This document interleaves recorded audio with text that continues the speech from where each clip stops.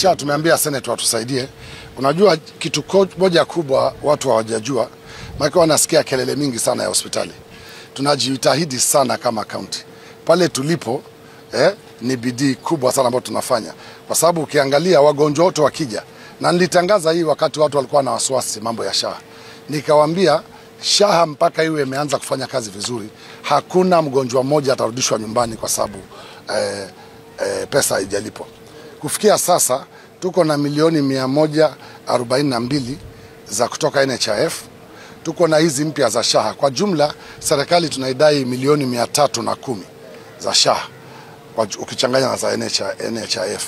Na bado tunatibu wagonjwa. Kwa hivyo tumeambia Senate watusaidie kwa sababu hizi pesa hizo tunatumia kununua dawa, pesa hizo tunatumia kufanya mambo mingi kwa hospitali. Maendeleo ya hospitali, japokuwa bado tunaweka budget kama county haitoshi kukimu hospitali.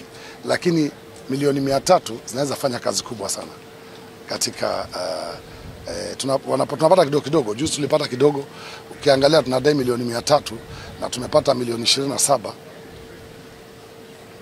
Hizo siku moja hizo hospitali zote Malindi, Kilifi, Mariakani, Mtwapa, Bamba, Marafa, ukiangalia siku moja tu hiyo pesa yote imeenda. Kwa hivyo ukija hospitali tukikwambia register SHA utaona immediately umelipiwa. Lakini umelipiwa tu wetu kuruhusu ende nyumbani, lakini pesa ikawa Nairobi haijakuja. Hiyo ndio tofauti.